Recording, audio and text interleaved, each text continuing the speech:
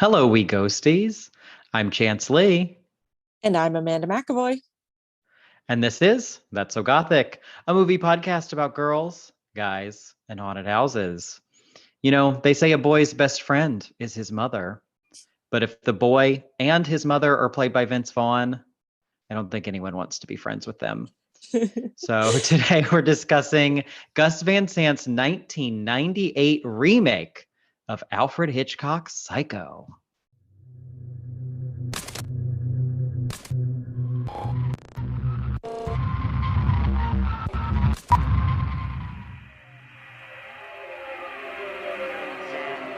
When a mother has to speak the words that condemn her own son, but I couldn't allow them to think that I would commit murder.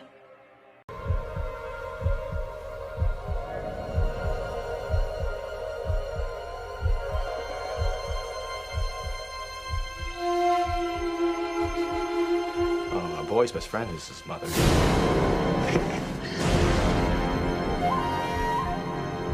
She just, she just goes a little mad sometimes.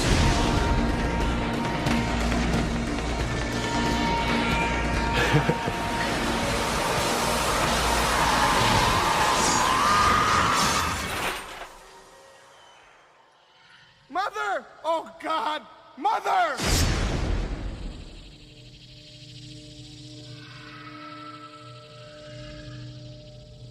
Released in 1998, Psycho is directed by Gus Van Sant. It stars Anne Heche as Marion Crane, Vince Vaughn as Norman Bates, Julianne Moore as Marion's sister Lila, William H. Macy as Detective Arbogast, and Viggo Mortensen as Marion's paramour, Sam. And as you probably know, this is the story of a murderous motel owner with mommy issues. So obviously, this is based on the original Alfred Hitchcock 1960 Psycho. Yep. But what's unique about this movie is that it's not just based on it. It uses the exact same script and many of the same shots. Yes. So the original script was written by a man named Joseph Stefano, who Van Sant brought him back. So any rewrites that were done on this script, like to modernize the story for 1998, Right. Stefano did. Oh, So he is still the sole screenwriter of Psycho. wow. And it may come as no surprise, but this man was in Freudian psychotherapy when he originally wrote the script in the 50s. So Wow. What a that shocker. explains a lot. Yeah. Yeah. And it's based on a book of the same name by Robert Bloch. And that book and the Norman Bates character is very loosely based on Ed Gein, but a Oh, tamer story because okay. there's less skinning in Yes. this one. Texas Chainsaw Massacre would do the like Yes. closer Ed Gein story later on, and Silence of Right. the Lambs. That's so funny to think of all of those movies sort of being based on the same person. Yes, yeah. Yeah. And all Wow. taking different takes on it. Yeah. That's very interesting. And as far as I know, this is the first and maybe only remake of this kind. It was a big deal when it happened. People are like, why? Yeah. Why is this happening? That was the main, and they really leaned into that with the marketing. I feel like the production was aware. Everyone was like, why the fuck are you Interesting. doing this? Yeah. And a lot of it became about explaining why they were doing it, trying to prove it was a valid project. Okay. And it originally started out basically as this, let me see what the budget was. It had a lot. It had a big budget. It had a $60 million budget. Oh my God. Yes. So Where Gus did Van that Sant, go? I know, what was it used for? It must have been used to pay all these actors, because this is the most 1998 movie. Yes. Like, it's like a it perfect has time capsule. It has the hottest stars of 1998. And the original plan was to do this almost like it's a $60 million art film, because Van Sant was mostly an art house film director, Right. but he had such big success with Good Will Hunting Mhm. that they let him do whatever he wanted. And he had wanted to make Psycho for a long time, just as a creative endeavor to see what it was like to make Psycho. That's so funny. So like this whole movie process was just for him. Like he didn't care Exactly. about audiences, critics. He literally just That is absolutely hilarious. It's the biggest flex maybe in all time in Hollywood. Yeah. They let him Gus, do whatever he wanted. And he yeah, said, fuck it, I'm doing this. Finally. He yeah. wanted to do it for years, I guess. He's still alive, right? He is, I believe. I Yeah. don't know what he's done since Right. this, honestly. But the original plan was to also do the same shots and do this shot for shot remake and make it the same way as part of this experiment. But he talked about how sometimes they just couldn't figure out how Hitchcock did the blocking in some of these shots. So they had to wing it for a couple of scenes. And then there were a couple where, in a way, they fixed it and they kind of almost improved on the original, or at least did it what Hitchcock wanted and couldn't do at the time. Interesting. So the original film opens with this flyover shot over Phoenix. Right. And Hitchcock had wanted it to be one continuous take, but they didn't have the technology for that at the time. But they're able to do that in this 90s one really seamlessly too. Or not only do they do the full flyover shot, but then they seamlessly just float into the window where Marianne and Sam are. And I guess the Hitchcock's idea was for this to follow the flight of a housefly. There's the hot fly imagery. Oh, yeah. And you're the fly and you kind of fly in and fly on the wall. Okay. But yeah, so this film was a gigantic flop. It cost $60 million. It made less than 40 back. Ooh, yikes. Whereas the original Psycho cost $800,000. I mean, this is $1960, but still. Right. And in 1960, it made about $50 million. Oh my God. So everyone on the planet saw Psycho. In 1960, it made almost as much money as this movie cost. Exactly. And that's not accounting for inflation. That's insane. Not accounting for inflation. Yeah. Yeah. And so I listened to the commentary of this as well. And Anne Heche talks about how it's kind of a recent thing where they're announcing grosses of movies and stuff. They didn't always used to do that. And like the Wikipedia data or wherever I got this gross income for the Alfred Hitchcock movie just as estimated. That wasn't a thing that was like highly publicized. Interesting. Yeah. And Anne Heche talks about how it's so much different in the 90s than it would have been back then, where people make decisions based on grosses of movies. Like, I'm going to go see this movie because it's number one. Right. And she talks about that a bit on the commentary. And Gus Van Sant says that's because of America's sportsmanlike mentality and making everything into a game. And I found that just a really interesting, just very side observation. They have this kind of side conversation going on during the commentary. Yeah. That is really fascinating. That's very funny. And Gus Van Sant, I don't know why I just said it like that. I said it like I had an accent. Is he American? I think he's Canadian. Oh, okay. Let me look him up. It sounds very like Germanic European, his name, but I might be way off. Let's see what's up with Gus Van Sant. So he is now 70 years old. Wow. He's from Kentucky. So don't know where I got that is Canada hilarious. from. That is, but I guess he born in Kentucky, lived in the Pacific Northwest, and did a lot of films and stuff up there. That's very funny. I just assumed he was European. The name got me. And I think he's queer. His films sometimes have queer themes. He did the Harvey Milk film with Sean Penn. Yep. And he did To Die. He directed To Die For with Nicole Kidman. Have you ever seen that? No, I haven't. She's like a TV journalist, like a Barbara Walters-y type TV person, but she's having an affair with a high school student who's played by Joaquin Phoenix. Oh. And I think she convinces him to kill her husband or something. Ooh. That's a good one. But yeah, he hasn't heard of that. Oh, it's worth watching. It's from 95. And yeah, he hasn't directed a movie since 2018, a movie called Don't Worry, He Won't Get Far on Foot, which I've never heard of. Oh, I've heard of that. Yeah. Why is this ringing a bell? I think because I vividly remember purchasing that actually for the library that I work at. Oh, it has a really bad looking cover. And it also has Joaquin Phoenix and Rooney Mara. Yes.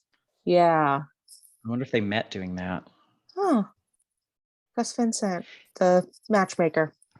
And it's not on his filmography for some reason, but there's a movie called Paris Je t'aime, which is a anthology film where, I don't know, like 18 different directors have done short films that are all set in Paris.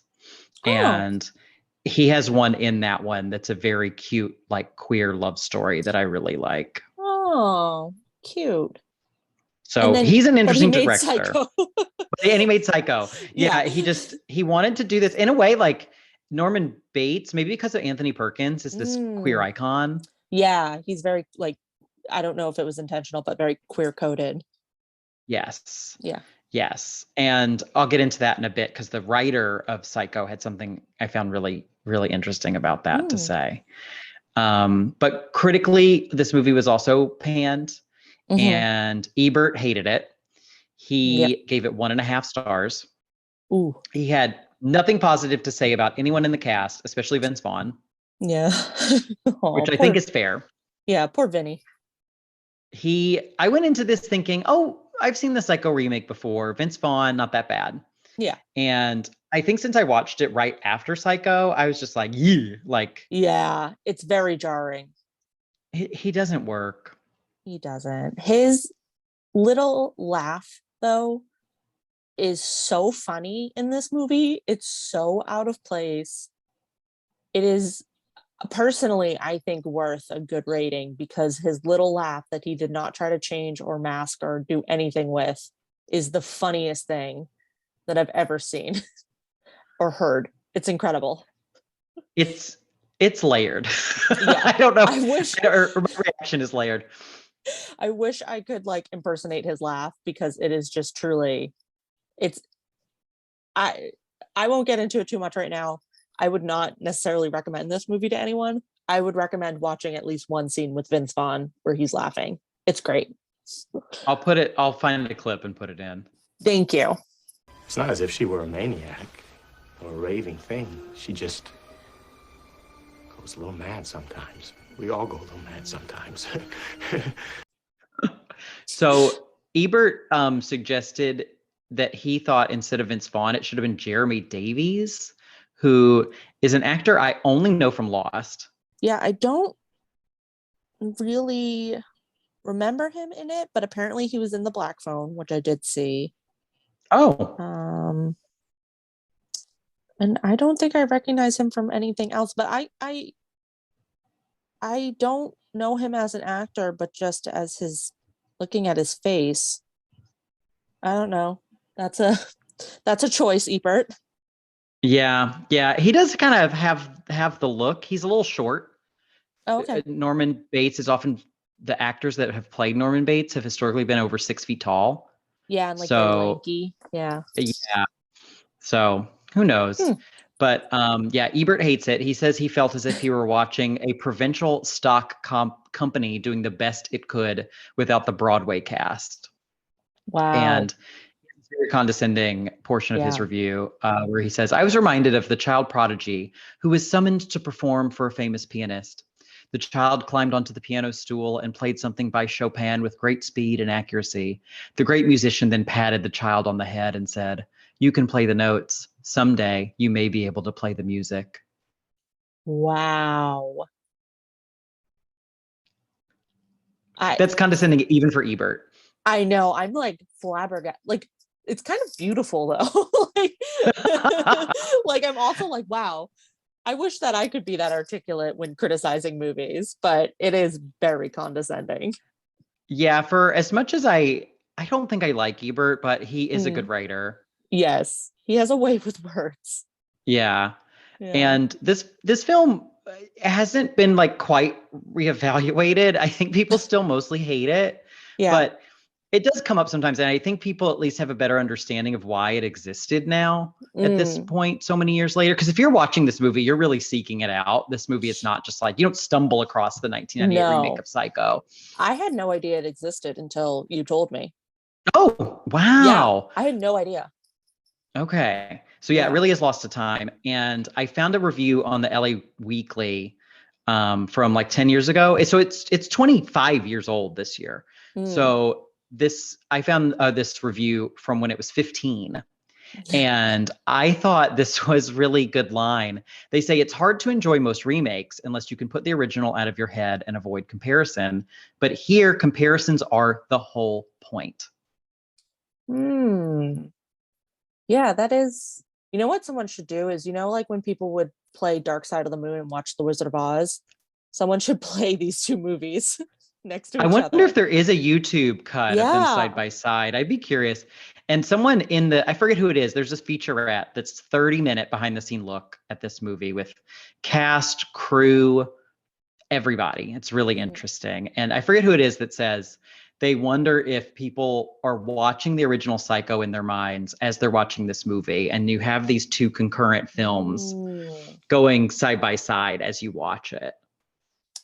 Yeah. I mean, I definitely think, like, speaking from personal experience, I think I was, I think you just brought it up a little while ago. I did watch the original Psycho pretty much right before watching the remake.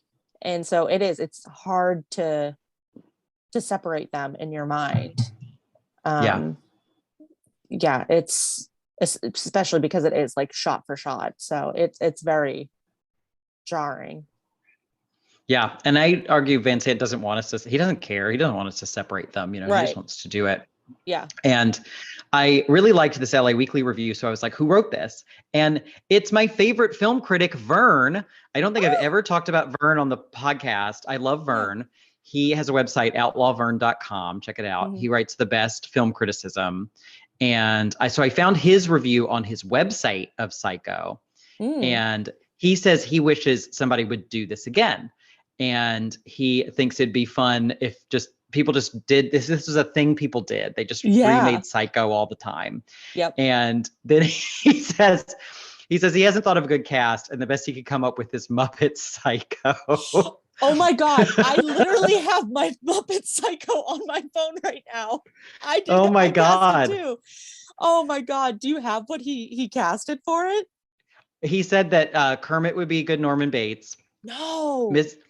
He said Miss Piggy would have to be Marion Crane so she could die early. Miss Piggy hater, Vern. I was surprised about that. And he said Fozzie could be the detective.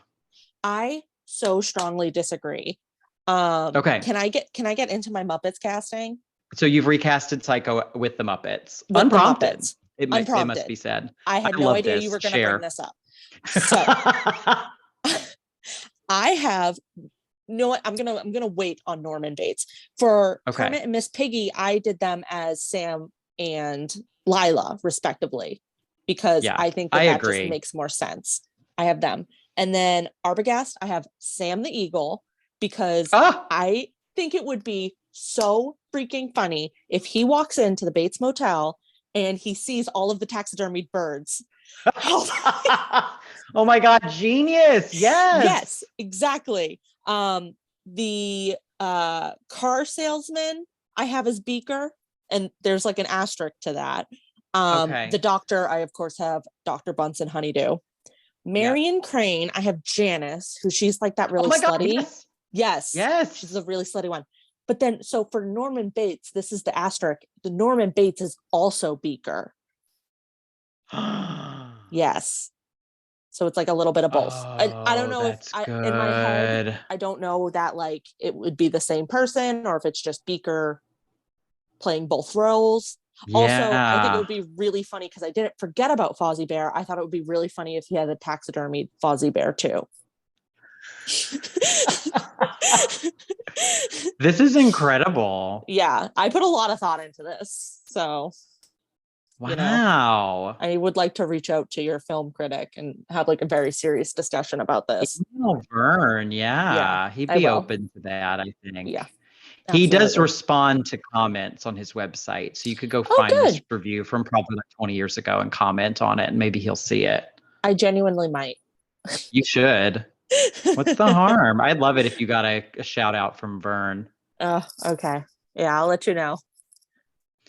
So I also recast Psycho, but I used boring people. Well, I have that too. Oh, you have that too. Okay, we'll get to that Yes. then. Yep. But that's going to be our anticlimactic compared to the Muppets. Um, that's brilliant. That's brilliant. Thank you. So let's see. Let's go ahead and then just talk about the cast. So we have the most 1998 cast ever. And so many of them had worked with each other before also. Oh, So really? Vince Vaughn had worked with both Anne Heche and Julianne Moore. Really? Yeah, he's with Julianne Moore in Jurassic Park, Lost World. Oh, why can I not put this Yeah, together in my head? they're like the Yeah. main characters who aren't Jeff Goldblum. Oh, that's so funny. Yeah. I haven't watched that movie in And a long, long time. and I guess he was in a movie with Anne Heche that I'd never heard of. Oh. And then Julianne Moore was with William H. Macy in Boogie Nights. Oh, okay, yeah. And these were all 1997 films. So That's so funny. they got the people who were in the top movies in 1997 and got them into this. Yeah. And then Anne Heche was just kind of like, she was lesbian du jour at the time. She had just started dating Ellen DeGeneres, which was a big deal. It was Ellen's first high profile relationship after coming out. I mean, a scant few years ago, which is hard to think about. Anne Heche being one of the first like high profile lesbians in Hollywood, or bisexuals, because later she would marry a man. But I never knew that much about her. She tragically died last year, and she had a lot of struggles with mental health over her life. But listening to her in the commentary, I began to really mourn her actually, which was unsurprising. She was so intelligent and so thoughtful and so empathetic on this commentary. I just thought, what a treasure of a person. And I began to really, I didn't know that much about her other than a couple movies, honestly, from the 90s. She was in Ally McBeal as someone with Tourette syndrome. And then, I mean, she had a couple like shows that I never watched. Oh, okay. And she was on Dancing with the Stars like 2 or 3 years ago. Right. But yeah. Yeah, I didn't really know anything about her. Yeah, she's really brilliant on this commentary. Vince Vaughn is very annoying on the commentary. Oh God. That's not really surprising. Yeah, I don't know much about him either. His style of comedy is not for me, so I haven't seen a lot of his comedy movies. No, I can't think of anything he's been in that I've like absolutely adored. I got nothing. I've seen a few. It's hard to believe he started as more of a dramatic actor because he was in this. He was in Lost World, Jurassic Park. Right. He's in a movie directed by Ashley Judd called A Cool, Dry Place, which is very good.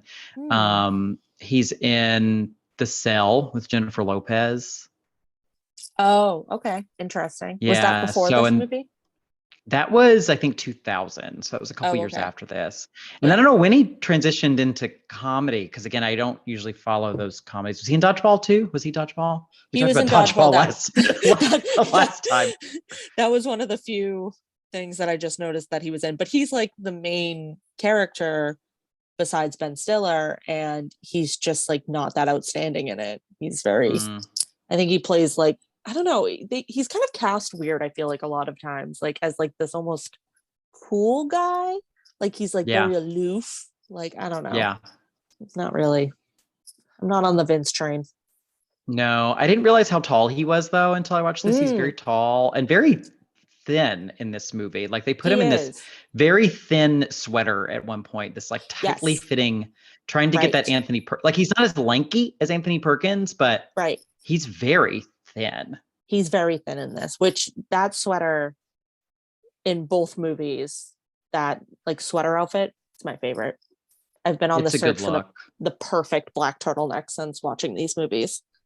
Yeah, you need one. Yeah, it's got to be perfect. So they had the zeitgeist of 1998. they make Mhm. the movie a little sexier. I think the Mhm. movie poster is highly sexualized because Mm. you see like a nude silhouette behind the shower curtain. Oh, Um, interesting. almost from like head to toe, which is very different than the marketing in the original Psycho. So they're Yeah. leaning into, they take the stuff that may have been subtext in Right. the original and make it text.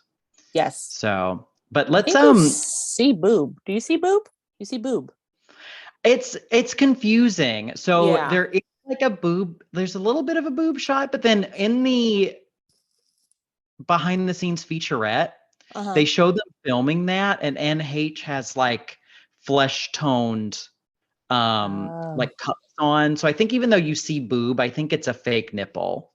Interesting. Okay. I couldn't quite figure out. I think there also might be some body doubling going on with that Interesting. Okay. as well. Yeah. Yeah.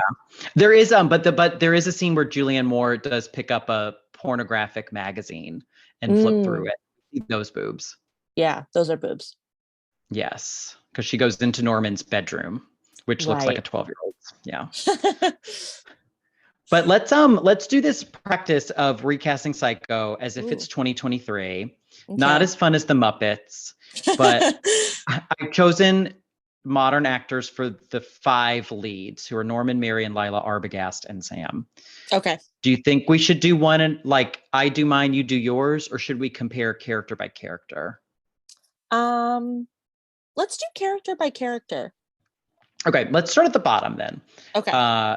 Sam, I chose Manny Jacinto. Ooh. Okay. Okay. Before I do my list, it might sound like I'm joking a little bit, but I was thinking about this when I was driving home today, and I want this movie so badly. So Okay. for Sam, again, it might sound like I'm joking, but I feel like it all makes sense together. I said Dave Bautista. I love him. I love him so much. And I feel like I won't object to him being in any movie. Because I was thinking Sam should really be like a himbo, I feel like, in a modern Psycho. And I was like, I want Dave Bautista to play a himbo. But I wonder, Manny is kind of a himbo too. So I wasn't thinking about that either. Yeah, I was thinking of Yeah. someone, he's very sexy. Yeah. And yeah, he's and he's not always dumb. Like he can play dumb really well if we Right. want to go that route. But then he's in there's that show that's not very good with it's on Hulu. It's got Nicole Kidman and they're on like a wellness retreat. Oh, really? 9 Perfect Strangers. Oh, I didn't know he was in that. He's one of the side characters and he does not Yeah. get a lot to do, but they give him a little mustache and Oh. he's just so sexy in that. Oh, yeah. See, perfect. Okay, I think we were kind of on the same page with that. Great. I love this. So my Arbogast is Don Cheadle. Ooh, that's really good. Okay, so my Arbogast, this one is a little bit of a joke. And I have 2 for this because my more jokey one is Colin Farrell, but specifically Colin Farrell when he plays the Penguin in the Batman. Yes, definitely. Mm-hmm. I want the Penguin, Colin Farrell's the Penguin as Arbogast. But my more serious answer is Jack Nicholson, because I thought it might be kind of fun to bring like a a Kubrick, famous actor in, and it's almost like a what's the word, like a guest, what's the word for an actor, like a guest actor, a cameo. Cameo, almost like a cameo. Mm-hmm. That's what I was thinking. Yeah, it would say like with Jack Nicholson at the end. Right. Yes, exactly. So that's my Arbogast. Okay. My Lila is Elizabeth Olsen. That's really good. And my Lila, I feel like, is kind of similar because I put Dakota Johnson.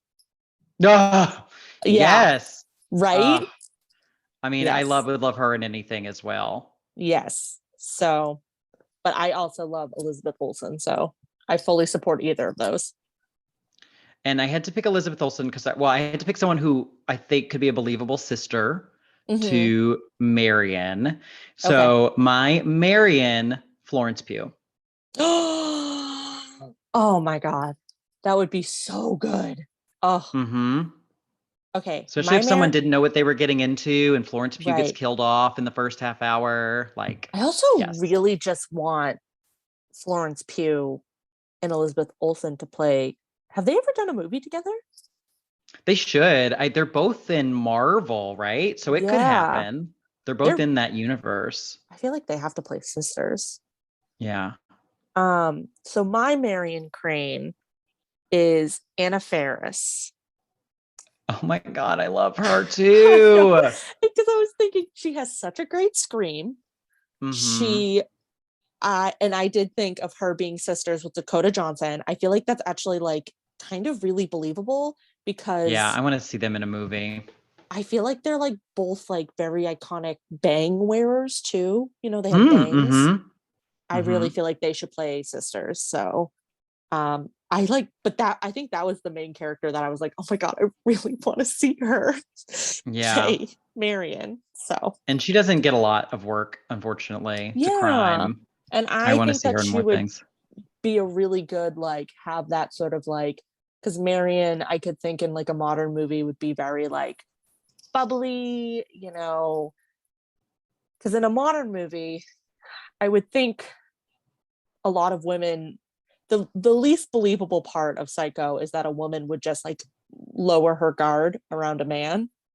Yeah. And so I could see like a character like Anna Faris coming in and maybe being bubbly and maybe feeling bad for him. And, you know, I could believe it from her. That's a fair point. Yeah. And like, I think it has to be said, I think 1998 might have been the last year you could have made Psycho and like made it current. Cause like 99, there's cell phones and the internet is more widely used. That kills Psycho as a plot. You can't do Psycho like shot for shot, but set it in 2023. It wouldn't make sense. Yes. You know what that just made me think of though? And I won't get into it because I don't have a thought well enough formulated to really go into it, but how you could kind of say that Barbarian is sort of a modern Psycho because it's like Airbnb, because that's what I was thinking with the motel is, oh yeah, that would never happen at a motel, but it could happen at an Airbnb. That's true. And poor Skarsgård's our Marion. I didn't expect him to get killed off 30 minutes into the movie. Right. He's a major star. So that's a really good point. Interesting. I wish I had thought of that when we were talking about Barbarian, but we'll go back and listen to Barbarian. Yeah. Yes. Yep. So last but not least is our Norman. I chose That's So Gothic mainstay, Cody Smith McPhee. That is so funny because I did consider him. I really did. I chose, I don't know if you'll know who he is, and I'm not 100% sure that I will pronounce his last name correctly, but David Dastmalchian. I looked up how to pronounce it too. And I've heard of this person. The only thing the only thing I saw that I thought maybe you had seen was Dune that he was in. Okay. He's got a face. Like he's got a face. Yes. Dastmalchian. But he has a good face for Norman Bates. Yes, because I thought that he was actually in Power of the Dog. And so that's when my brain actually went to Cody Smith McPhee. But I ended up just going with him. I thought that he would make a really cool, creepy. He's got a creepy look, but also is somewhat appealing. Yeah, but I think Cody Norman has to be. Yeah. I could definitely see Cody. Did you ever watch Bates Motel, the TV show? I haven't, but that was another thing I looked into a little bit here because I was thinking about doing just kind of copping out and saying that actor could be the Norman Bates. It has like really great reviews. People liked it. Yeah, Freddie Highmore is the Norman Bates from the show. I find him wooden and like completely vacant when it comes to charisma as an actor. Whereas Cody Smith McPhee has like a sparkle to him that I think the Norman Bates needs to have for it to be really effective. Especially like you said, that's a good point about having the woman let her guard down. He has to have some sort of charm for that, for it to work.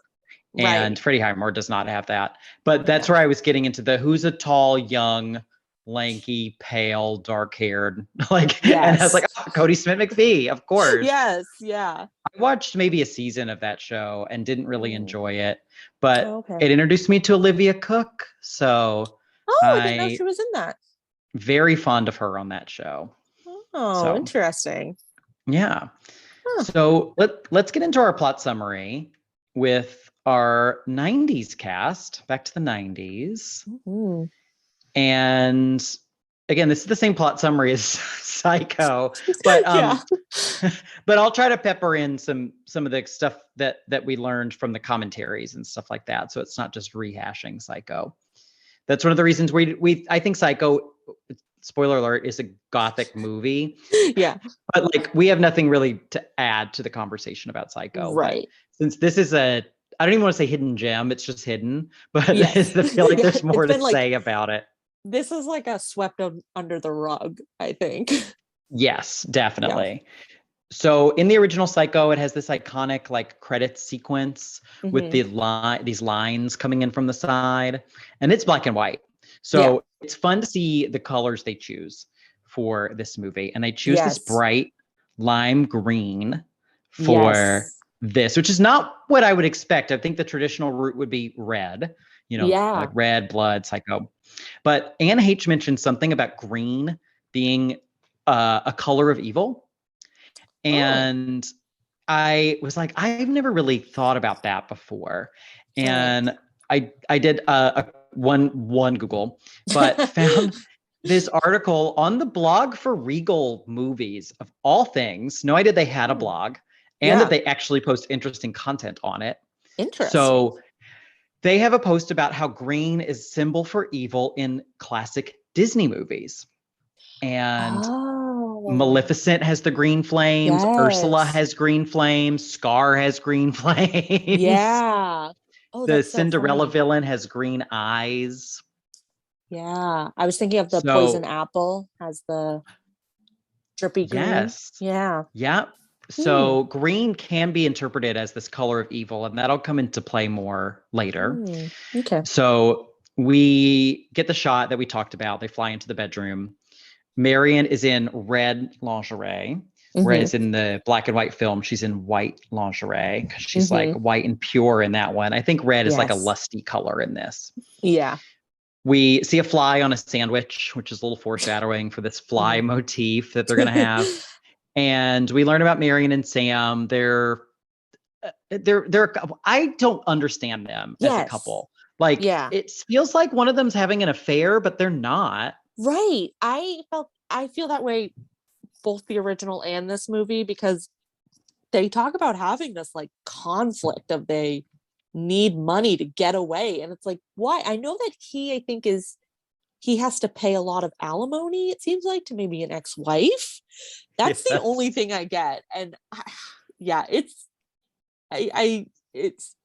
feels like a very unnecessarily dramatic relationship. It makes no sense. Right. One of the things I like on the behind the scenes featurette and on the commentary is how much Anne Heche does not give a shit about the original Psycho. She had never seen it until she was cast in this movie. Wow. And she watched it with Gus Van Sant after being cast. And she kind of hates it. She thinks it's really stupid. And she makes fun of it a lot. Amazing. She talks a lot about how hard it was to play this role because there's not the characters. She says the character relationships don't make sense. Her motivations don't make sense. She talked about how hard it was, and she thinks the character's an idiot. There's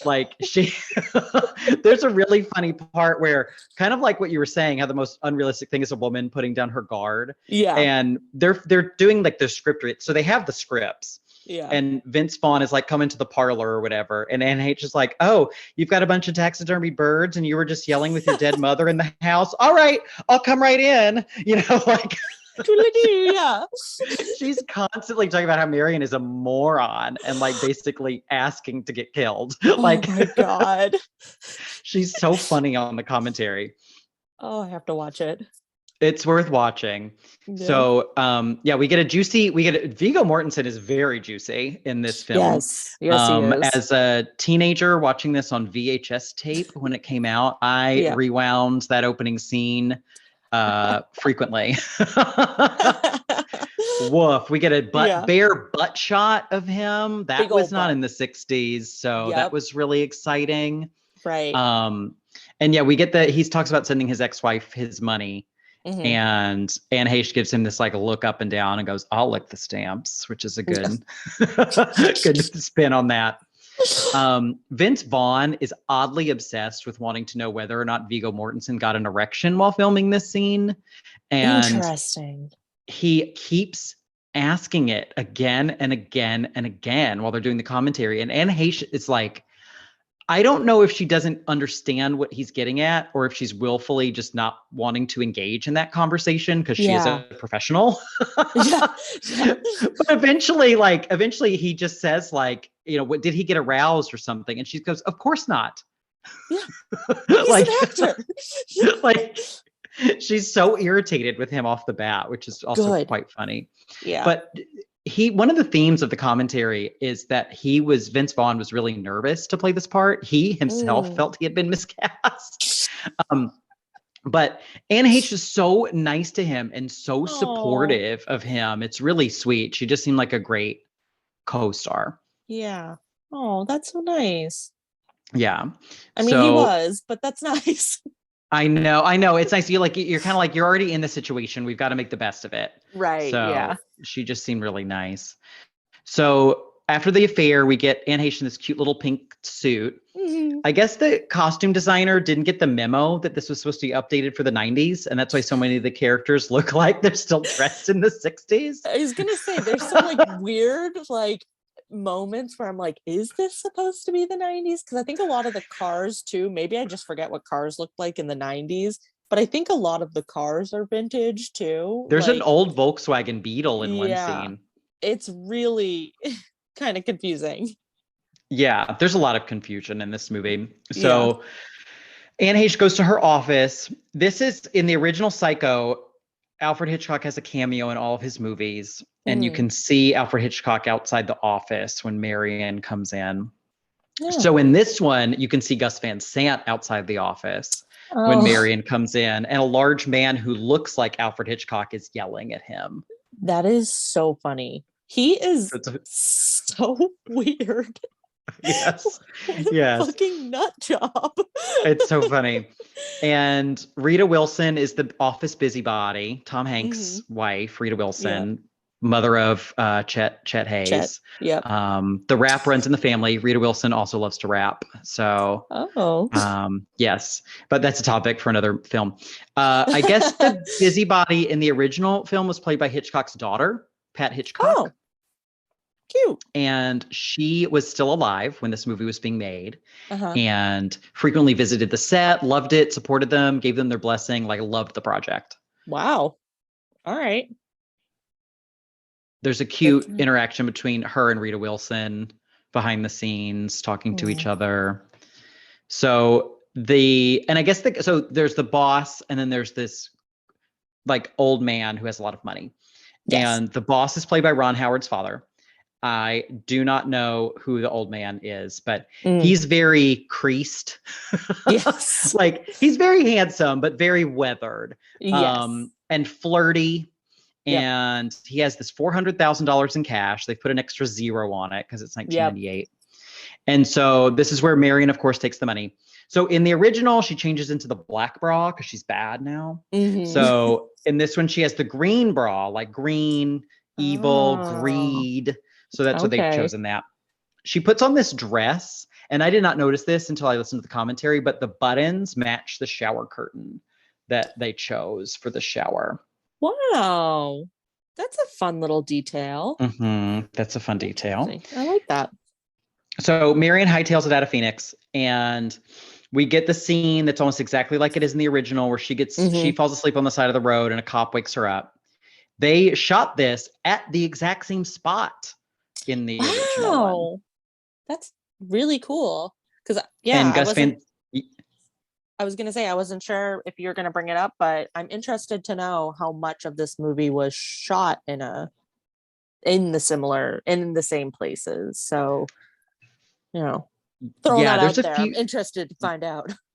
There's a few of those, and Gus Van Sant talks about how like it's this. There's the same hill, the same fence, the same telephone pole. Like it had not changed in 38 years. Wow. So that was pretty cool. Yeah. And they said that one of the things, I guess there's Norman later will push the car into the swamp after he kills Marion. Right. And that was filmed on a Universal back lot in the original. And they shot it somewhere else now because I guess that gets used in a lot of movies and they thought it would be too familiar.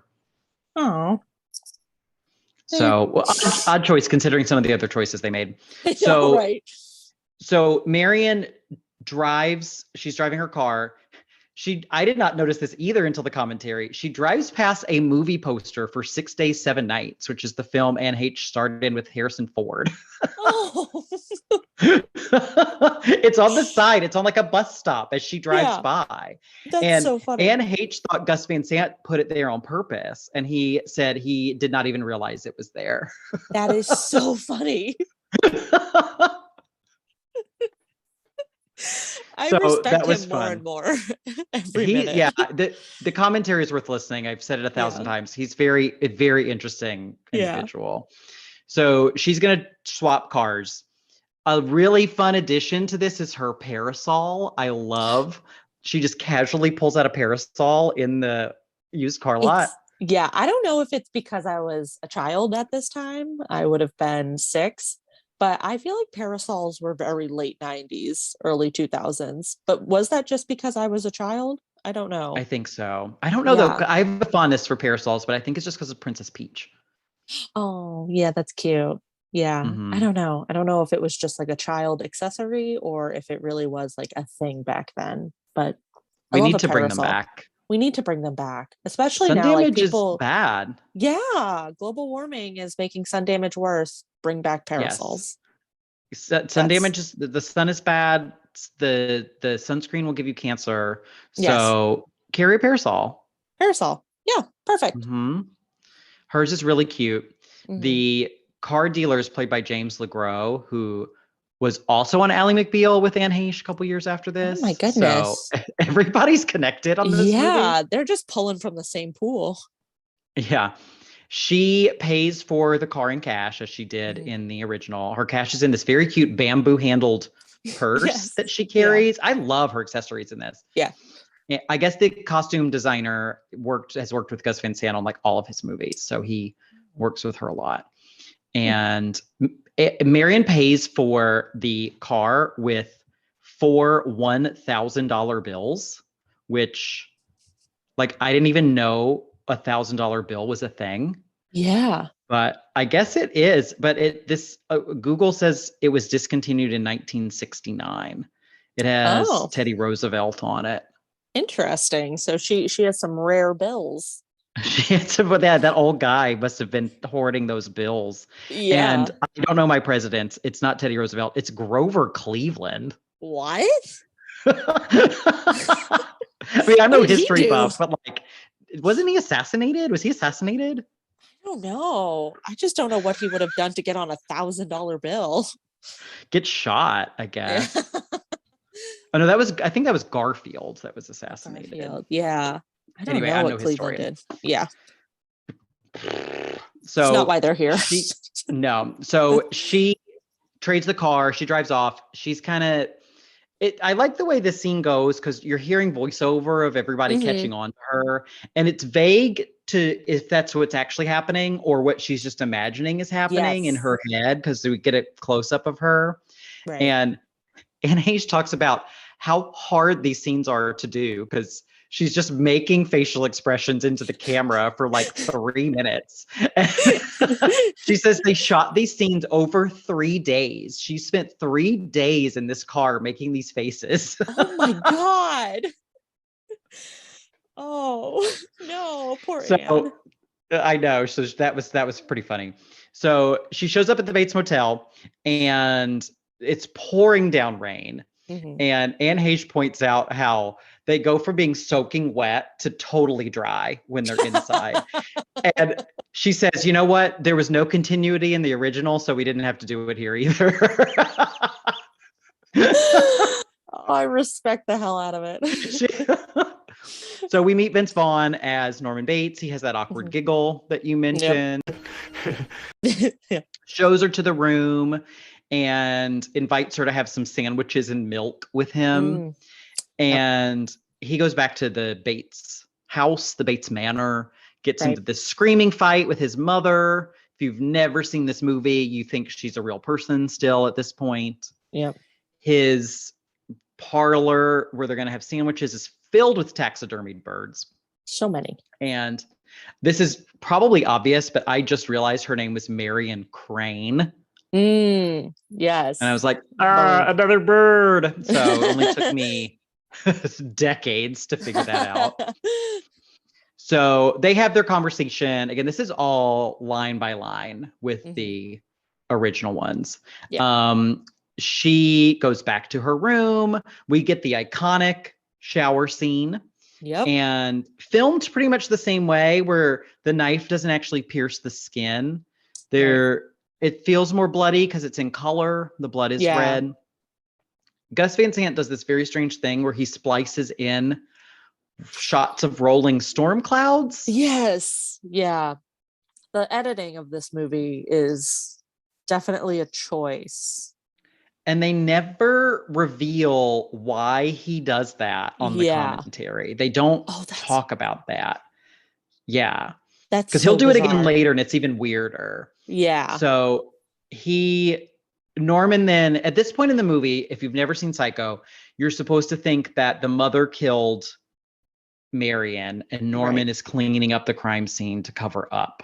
Yes. For her. Norman pushes the body. He puts the body in the trunk, pushes the car into a swamp. And then next thing we know, we're meeting Lila, played by Julianne Moore. She's always listening to a Walkman. In one scene, she goes, "Let me go get my Walkman." And before they leave. And Julianne Moore says in one of the behind the scenes things, she says, so when I was playing this, she says the character in the original, well, there was no character. So I just decided to play her as angry. Yeah, because she's like hot right out of the gate. She's pissed. She's very aggressive.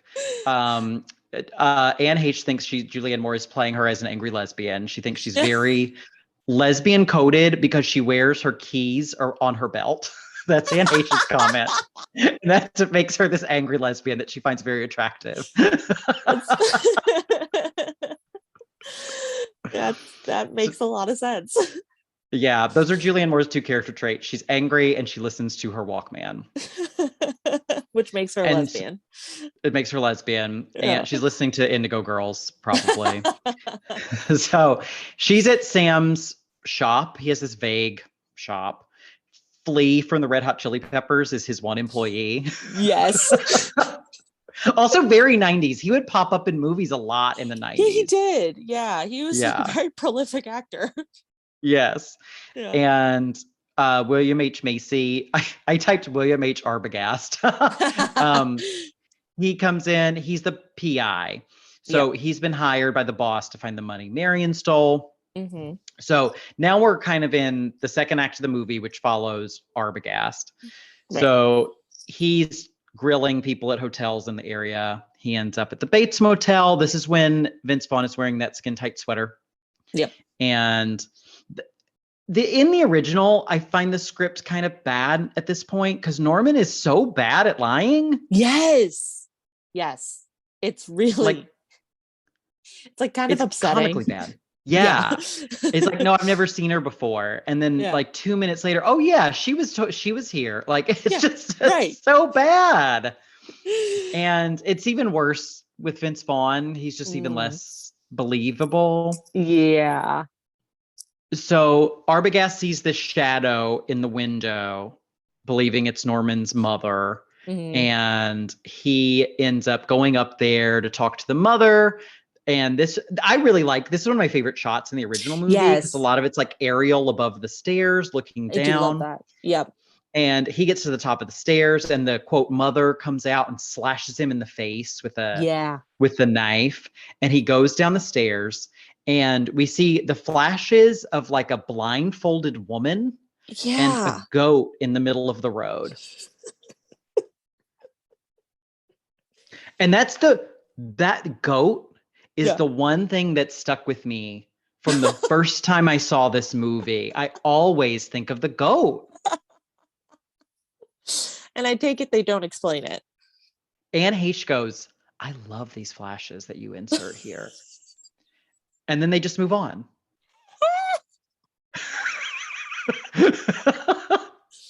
Oh my goodness gracious. It is definitely a choice, like I said.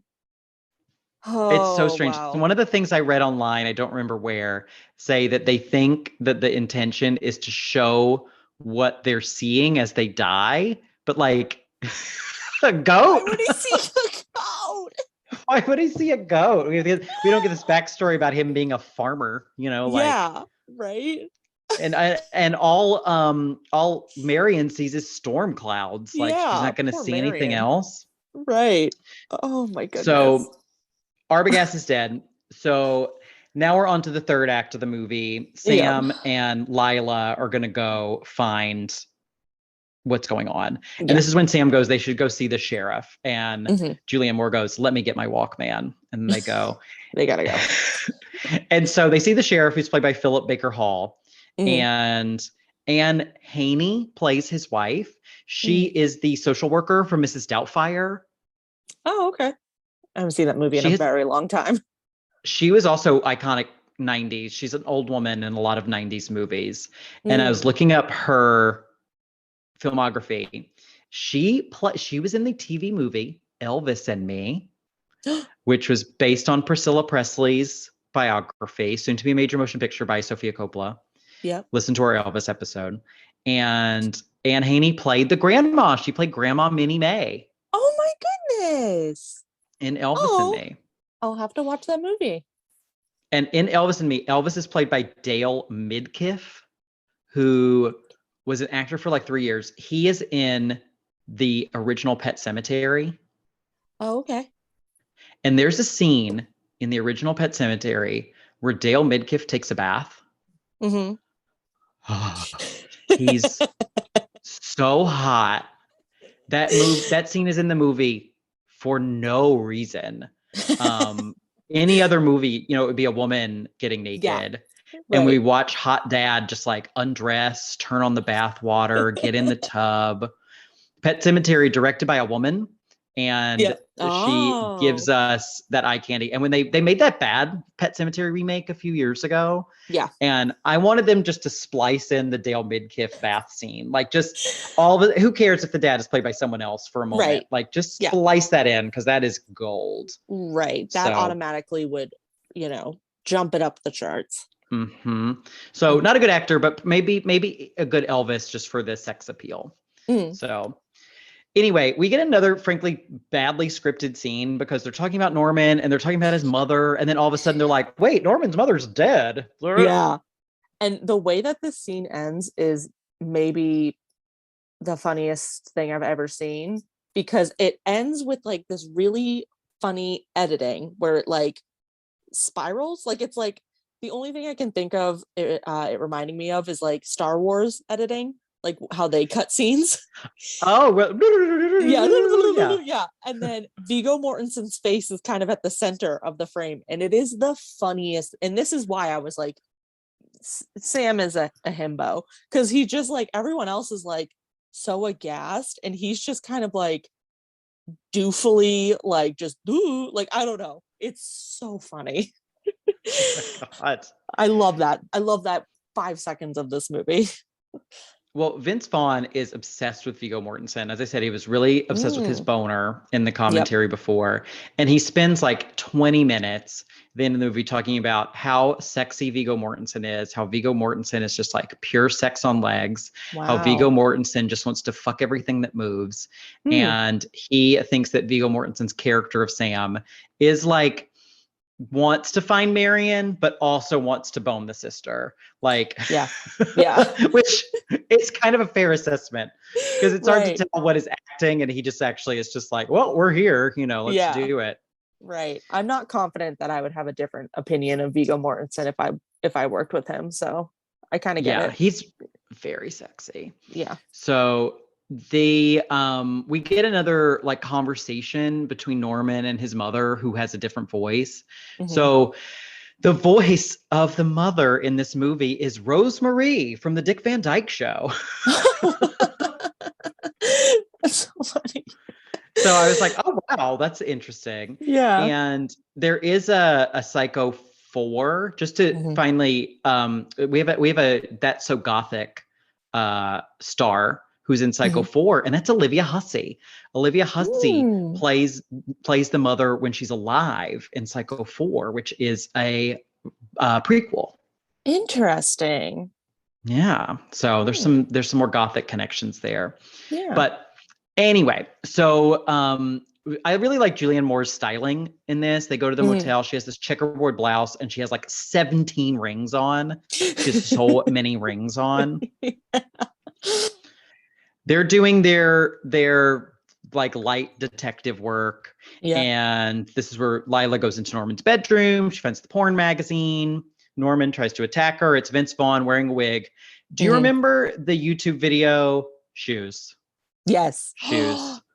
Let's get some shoes. Vince Vaughn in that wig looks like Kelly from the Shoes video. Oh my God, he really does. Like, it's just, he's got this red lipstick on and this like bright blonde wig. Yeah. Oh my God. It's all like skewed, like the wig is a mess. He hasn't conditioned it. Like, it's bad. They do call it a cheap wig later on. Yeah.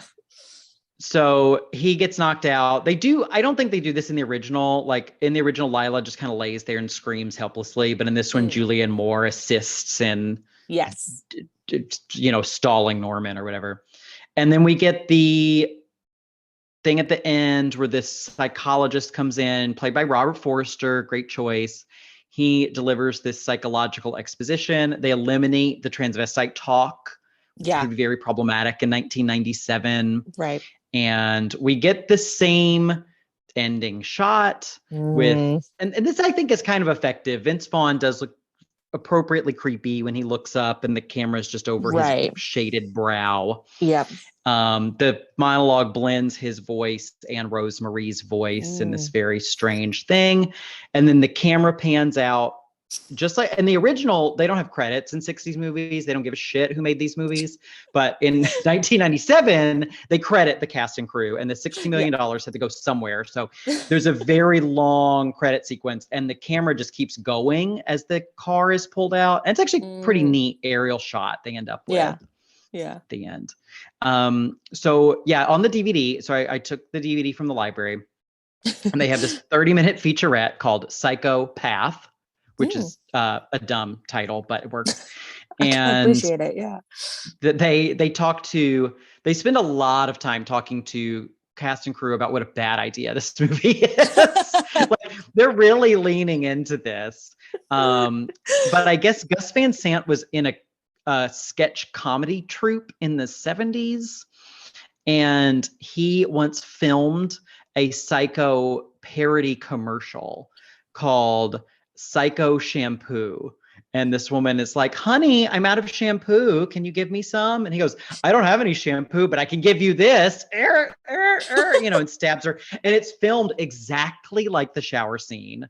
And then they say something like Psycho Shampoo, the shampoo your mother uses or something like that. Yeah. And so he's been obsessed with Psycho for a very long time. And he also says in 1997, he believed that most young people had never heard of Psycho.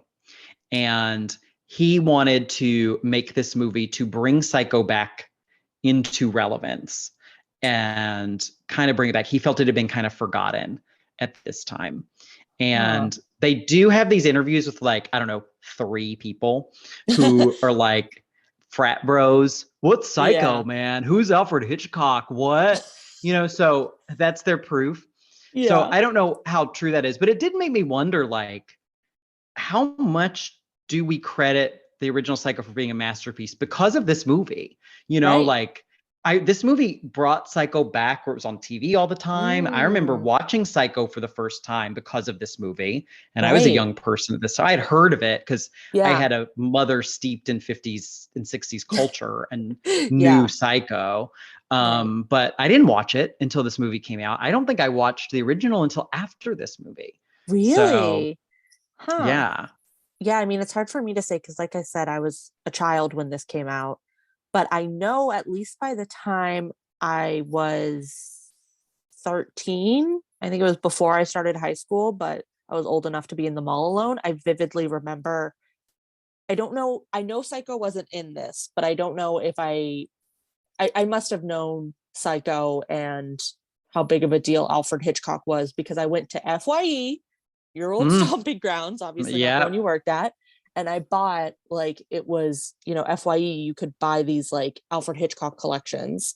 And it would be like 12 DVDs, but in like one case, and all the DVDs would be stacked on each other. Yes. Yeah. And it would be like dirt cheap and it would be like his more like lesser known movies. And so I bought that and I was obsessed with those movies. And I thought I was like such a film person. Because I think Alfred Hitchcock did The Woman Vanishes, The Lady Vanishes. Is that?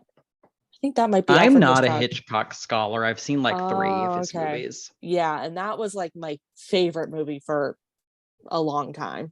And by a long time, I mean like a year. But yeah. So I mean, I think at least by the time, so that would have been like 4 years after this came out. If I, who was not, super on the pulse of the cool things, like knew who Alfred Hitchcock was and knew enough to like want to buy a collection of his movies. I mean, I could see it revitalizing interest. Yeah, and I was an Entertainment Weekly subscriber, and Entertainment Weekly went all in on this movie. They were covering it all the time. Really? They had a cover story on it with Anne Heche and Vince Vaughn on the cover. They were always reporting on it. There's a dumb article I found where they talk about how Psycho would be if it was done by different directors. Like, what if Tarantino did it? And what if this person did it? It's silly. So they were really into it. This was a high point of like me first getting into movies. So this hit me perfectly. Where I was reading Entertainment Weekly, I would watch E. I would watch the coming attractions on E. So and they did a really good job of generating publicity, even though it clearly backfired because all the publicity was about what a bad idea this movie was. But I would see anything. I would see anything at the time. So it worked for me. One of the things they also talk about on this behind the scenes footage, they spend a lot of time with the original screenwriter who seems really cool. And there is someone on set whose name is Bruce LaBruce. He is a gay porn director that is friends with Gus Van Sant. And he is just he's doing a lot of the interviews on this behind the scenes thing, just hanging out. And he is talking to the screenwriter of the original Psycho. And he asks if Vince is playing the role, quote, fruity. And this is when the screenwriter says that when he wrote it, he didn't intend, it was not on his mind that Norman Bates was gay or queer in any sort of way. But he says once the script is written and it's out of his hands and it's being played by other actors and it's being shot in different ways, he says he can totally see why people think that and why the character has become that. And he just seemed like a really cool writer. He also loved getting to see his work being filmed again. Like he just loved the experience. He thought that was really, really neat. And they also talk about, there's a bit where they talk about how much the effects crew, there aren't a lot of effects in this movie, but every movie has an effects crew, how much they hate the fact that they are shooting William H. Macy fall down the stairs the same way they do in the original on the green screen. They hate it. They think it looks so stupid, and it does. Yeah. And they're like, why are we doing this? Like, the reason Hitchcock did it back then is because that they didn't have the technology to do it, but now we could do it, and they hate it so much. Oh. And they have the shot of just the green screen and William H. Macy doing his, like, flailing his arms around, doing his face with nothing behind him but the green screen. And I was just like, this is why William H. Macy, I mean, I think he has an Oscar. This is actually, I don't think he has an Oscar. I think he got beaten out for Cuba Gooding Jr., which is a crime. But he deserved, like, just, I was like, this is why he is an actor, because it was so good just watching him do this. I was just like, oh my God, you are just in front of a green screen and you are in it. Like, it was impressive. Yeah. Wow. And one of the last things they talk about on the behind the scenes featurette is how Gus Van Sant says, maybe this will happen again. He talks about cinema's still young. At this point, movies had barely not even been around for 100 years, you know, and he kind of hopes that this is something that will happen again, either with Psycho or something else where someone reshoots it. I think it'll have to be a very long time considering how bad this movie was received. Yes. Which is unfortunate. I do think it's an interesting project. And they talk a few times about how it happens on stage all the time. All, you know, plays are shot, are produced, put on from the same script. They don't rewrite play scripts. It's a uniquely film thing that when you remake it, the script is also rewritten. And they talk about, why is that? Why can't you reshoot a film from the same script and see what happens? Maybe it's similar, maybe it's different. You can update it the way they did. They really treated this almost as a play where it's like, okay, we're going to update the time period. We're going to modernize some of the dialogue, because obviously Lila didn't have a Walkman in the 60s. And, you know, and see what happens. Yeah. So I think it's cool. Is it good? I don't think so. But watching this again, I kind of liked the original a little less, because really, some of the script, some of the choices and the way the plot, it's very plotty. There is no character.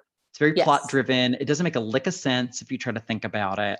Right. So I liked it a little less, and I liked this a little more just for the artistic value. Interesting. Very interesting.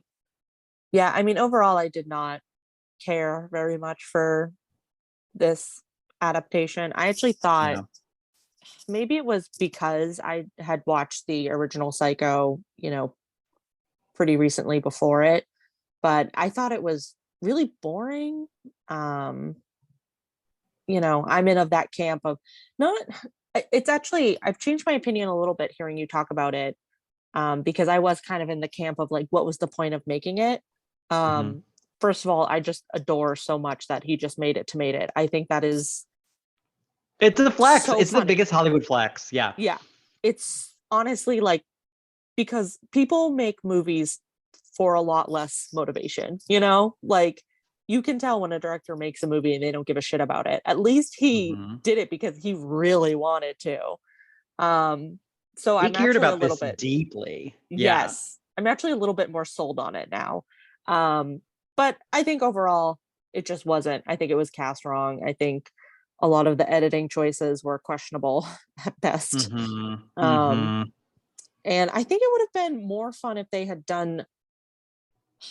Actually, I don't know. As I'm saying it out loud, I don't know if this is true. I was going to say, I think it would have been more fun if they had done a lesser known movie.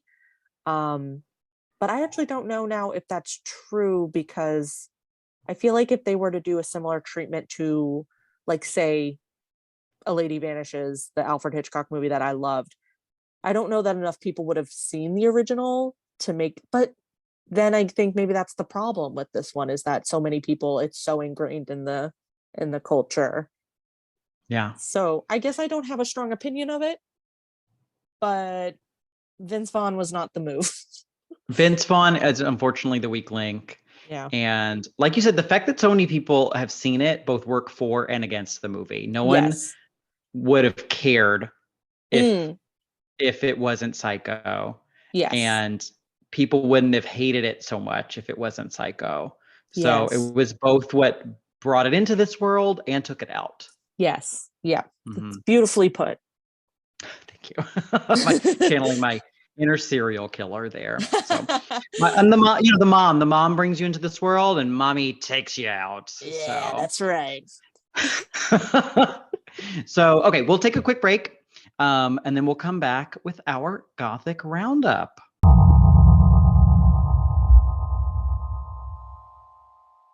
All right, ghosties, we're back with our Gothic recap. All Gothic films have 4 elements: a girl, a guy, a house, and a haunt. Our girl, Marion, Yep. as quote daft as Anne Heche thinks she is, she's our Gothic girl. What do you think about her as a Gothic girly? I kind of agree with Anne Heche that she maybe doesn't make the wisest decisions, but we love a flawed girly. We love a girly with some problems. Yeah. You know, her motivations are very confusing, very strange. And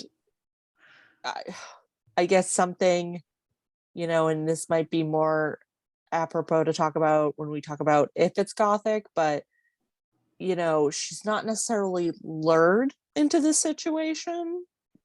You know, it's not even so much a mistake that she ends up there.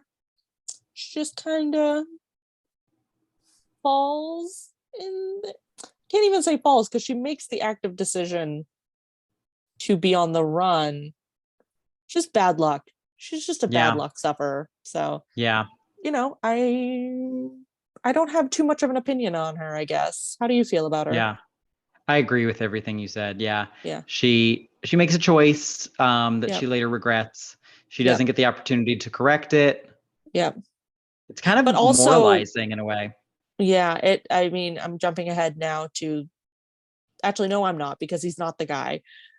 But Viggo Mortensen, I would probably make a lot of mistakes for Viggo Mortensen too. I kind of get it. That's true. Yeah. No, I don't know who played him in the original. No offense to that man, but Viggo Mortensen is at his peak in this film. Yeah. I think his peak is Aragon, but like I get it. Oh, I see. Yeah, I'm not a Lord of the Rings person, but when Lord of the Rings came out, I'm like, oh, that's the guy with the hot butt from Psycho. Like that's what I thought. You were the only person thinking that. I know. I'm like, when is he going to get like a butt shot in Lord of the Rings? So good. Yeah. So our guy, Norman Bates, I think kind of a classic Gothic guy. There's usually some sort of Oedipal issue, or we talk about incest as a bonus Gothic. Like this is not incestuous. There could definitely be, I could see them remaking this or going down a path where it is, because he does have this twisted relationship with his mother. He has that Freudian psycho whatever complex. But not much else to say about him. You know, it is interesting that he's become such an iconic figure. There's 4 Psycho movies, this remake, the TV show, when there's really not a lot about him in this movie. None of the characters have depth, not even him. Yeah. I mean, I think I would be really curious to know if he would have been so iconic if it wasn't for Anthony Perkins. I mean, he just did such a phenomenal job in the original. And the way he shot, I know I'm bringing up the original, but the way he shot in the original, and I mean, I guess technically in the remake too, since it's pretty much shot for shot, but the way he's filmed when he's talking, where it's sort of the camera's looking up at him, very unsettling. And Vince Vaughn is unsettling in his own right, but probably not for the way that he should be. Not in the right way. Yeah. Not in a way that benefits the movie. Yeah. So, yeah, he is so iconic, but you're right. Like, it's hard to pinpoint why exactly, but he just is. I think it's just the time. It's Yeah. the 1960, the monoculture. It made so much fucking money. Everyone saw it. Yeah. Everyone knew this was a movie, and just by sheer popularity, it became what it was. Like, this movie is widely regarded as a classic. Yeah. As I said, the more I watch it, the less I like it. And I think part of the reason it's considered as a classic is just because of that popularity. And because once it's out, once it's made, the whole death of the author thing, once it's made, it's out of the person's hands. So like, the fact that it's a classic or not has really nothing to do with the product at all. Yeah. So that doesn't represent the quality at all. So it's just, I think the character is just very popular. And I do think, for as problematic as it is, the whole transvestite stuff they bring up in the original was very transgressive and would have stuck that in a lot of people's minds in 1960. That wasn't something you talked about. Yes. So I think that also helped cement this character in our like national mythology. Right. I think it's easy for us to look back on that movie and feel almost desensitized to like, oh, he only killed like that many people. And, like, yeah, he had like a creepy corpse in his house, but like, what else is new? But obviously, I think at the time it was very shocking. Yeah. And I forget how gross the corpse looks in the original. Yeah. And it's really gnarly in this one too. And they have a spider crawl out of its mouth or its nose socket or something.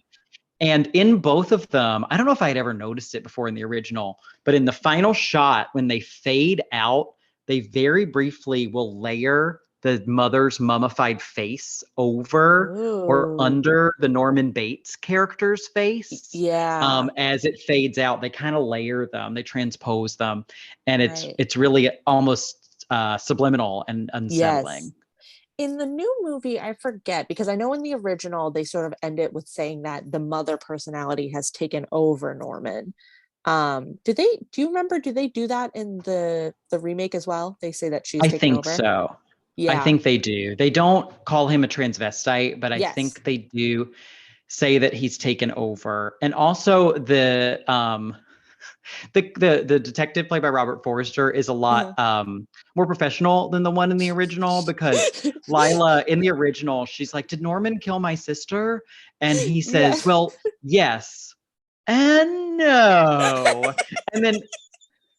and like, the character has to ask again, but wait. She's like, but wait, is my sister dead or not? Like, I was just like, sir, this is not the time for you to be cryptic. Right. This isn't like a tabletop game.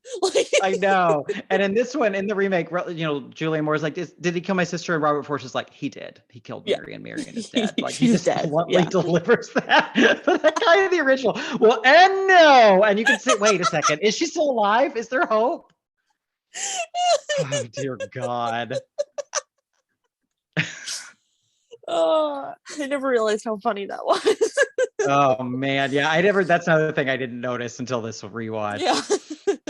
So our house, iconic, the Bates Motel and house. Yes. So the original Bates house, like, as it's like I think it's just a facade, but it still stands on the Universal lot in Los Angeles. And they did film at the original Bates Motel. They wonderful. Updated it a little bit. I didn't notice until the commentary in the remake on the sign, the Bates Motel sign, under it says newly renovated. That's really cute. I find that really funny. Detail. Oh. And they did update it. It looks a little more modern as it needs to for this movie. And then they changed the house, which is a big thing. So they put they filmed they filmed in the same location, but they built around the house. They built a new facade around the house. So funny. And I guess they were inspired by some sort of Mississippi plantation house. Oh no. I couldn't quite figure out what was going on with why they updated the house, but they did. It looks kind of cool, and the interior looks virtually the same. in the behind the scenes feature, they would sometimes they'd show a shot and then show the shot from the original. And there are some differences. Like Oh, okay. the stairs have like vertical supports in one of them, and in another they're like this horizontal lattice work or whatever, but very minor stuff, but the layout's virtually the same. And then in the very opening shot, when they zoom in Phoenix to where Marion and Sam are, that is a hotel or a building called the Westward Ho. And I guess that was featured in a few movies at the time and still stands, even though it's not a hotel. I think it's apartment buildings now, but they were able to film the same building in 1998. Do you know, was it actually in Arizona, in Tucson? I think so. Oh, okay. Let me look that up. I'll look up Westward Ho. Yeah. It's like, I didn't realize, like, you know, because when I rewatched Psycho, I think it had been a good while since I had watched it the first time. It kind of was like jarring to me that this is all taking place in the Southwest. Because I don't know about you, but like I get very like I get rainy vibes. It is raining. Oh yeah, of course. Like it feels more like, I don't know, Pacific Northwesty or something. Like I was very shocked to realize / remember that it's the Southwest. That's interesting considering Gus Van Sant's close ties to like the Pacific Northwest. Yeah. Maybe that's something he identifies with. Right. But yeah, it is. So it is in Phoenix. It was a luxurious hotel that opened in 1928. And it's now subsidized housing for the elderly. How fun! Oh, good for I want to them. retire there and live in the Westward Ho. Nice. Yeah. And be some old guy with some young sugar boy that looks like Viggo Mortensen. My new dream. Yeah, that's the nice dry air would be good for your bones. It would, and your skin, like it would be great. Right? They're have living a the life down parasol there. when they go out. Yeah. Yes. Oh. Yeah. If you live at the Westward Ho and are a fan of the podcast, let us know how it is. Yes. One of our senior listeners. Yeah. Yeah. And tell us if you remember it from the olden days. Yeah. So last we have our haunt, and no supernatural element in this, but I think our haunt is the classic American serial killer. There's, we breed them well here in America, something in the water. Yeah. We get these iconic serial killers. Most, but not all of them are male. Yeah. And most, but not all of them kill women. There's a book called Serial Murderers and Their Victims, good title, by Eric W. Hickey, that says only 15% estimate of serial killers are female. So overwhelming majority are male. I actually feel like that's almost high. I'm actually surprised it's 15%. I was surprised too. Yeah. And they also the female killers tend to kill fewer victims. So yeah. It's kind of strange when the original Psycho came out. I apologize for keep bringing up the original, but because Ed Gein, I always imagined him killing more, like, the big boom of serial killers was like the 70s. So I actually assumed that's when Ed Gein was active. But apparently I just searched, it was like from 47 to 58 or something like that. Yeah. So then Psycho came out in the 60s. But then, like I said, like there was this big boom of serial killers in the 70s and 80s. So it's kind of funny how like Psycho just kind of wiggled its way in there. I feel like it sort of predated the big boom, but there was still enough to be inspired by it. Yeah. Ed Gein must have been such a big deal, especially when you think of the 50s being so uptight in American culture. Yeah, right. And then you have this guy who has made his family members into lampshades. Yeah, right. Yeah. And especially because, I guess I didn't realize that he was, I'm assuming, probably one of the first notable serial killers in American history. That's a big one to kickstart all things off with. I know. There's a graphic novel, a nonfiction graphic novel called You Hear What Eddie Gein Done? I think that's the title. Oh, It's yeah. really good if you're interested in this. It's really Very tough familiar. read because they Yeah. illustrate a lot of the gross Ooh. findings when Yeah. the police go into the house. Yeah. But it's a really interesting look. All the dialogue and stuff they have gathered from like court testimonies and Oh, interviews wow. and stuff like that. So the nonfiction, it's very well researched Yeah. graphic novel about the real Ed Gein. Interesting. I will definitely have to check that out. Yeah, check that out. But what do you think though? So Psycho, is it gothic? I'd put it in like a goth-ish, personally. I'm interested to know what you have to say. Yeah, I think if we think about the American Gothic, I think it's a little more gothic when we go by those American standards. This fear of the unknown, being the serial killer, but the movie doesn't really grapple with that in a way. It's very matter of fact about it, and that's not really a theme. Right. So I went into this thinking it was gothic, but now I think I do agree with you that it's goth-ish. Goth-ish. I think part of what makes it feel a little goth-ish to me, and it's kind of always the problem I've had with Psycho, both the original and the remake, because it's a problem with the story, is that honestly, like, he's just kind of minding his own business. Like, it's true. Like these people just keep showing up for him to kill. I think it's implied that I'm totally spacing on her name now. Marion is his first victim. Maybe his mother, but that's a whole nother conversation. Yeah, they say maybe he killed his mother, and I think there might have been maybe one other. They talk about a girl going missing or something. But okay, yeah, he's not like piling bodies up in the basement. Right. It feels just kind of like he's being a little inconvenienced by these people. Yes. And so, like, I think that's why it feels so different to me than what we typically talk about with Gothic. Like, maybe if there was a little bit more of an element of him drawing people in, but it just kind of seems like these people are showing up on his doorstep. Yes. If he was in Florida, he would be well within his rights to kill them for standing his ground. It's very true. Yeah. All right. Psycho, goth-ish. Might be a shocking twist, but we needed one. You know, Psycho doesn't shock anymore. Right. It's kind of hilarious. Later. Yeah. Kind of hilarious that you're coming to this podcast and you get last week or last episode, Elvis, the most gothic movie. The most gothic movie of all time, Elvis. And Psycho, we're like, Yeah, sure. It's whatever. A thing. It's a thing. People like it. Whatever. Elvis is the gothic heroine. Heroine we needed. Norman Bates has nothing on Colonel Tom Parker. That is so true. I would rather be in a room with Norman Bates than Colonel Tom Parker. If Norman Bates had that accent, would we think this is more gothic? A very like undistinguishable. Hello, Marion. Why don't you come into my parlor for a sandwich and a glass of milk?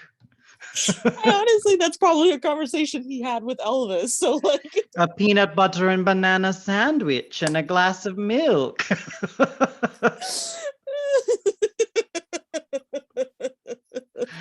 Oh my God. Well, that's what we can do. We'll just recast Psycho, but with Austin Butler as Marion, Tom Hanks as Norman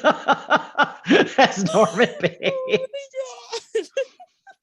There wasn't anybody else in that movie for the other roles, but we'll find someone. We'll put the Muppets in the other roles. A lot of the Muppets start with humans. So we have the human, Marion and Norman, and then the Muppets are the Muppets. Yeah. Miss Piggy. But you could also still have Cody Smith McPhee, right? Isn't he in Elvis?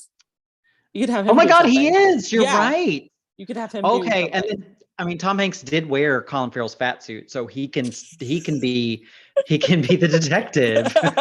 You get a little bit of both. They'll put the suit back on him and the penguin nose. Yes, and the plot twist of ours is that the detective is the murderer. He did it. Perfect. Because he wants the money. He wants that money. All right, Hollywood, give us a call. We're ready to Yeah. send you our script. Oh, I love it. Well, we use the same script. We use the same script. That's the brilliance of it.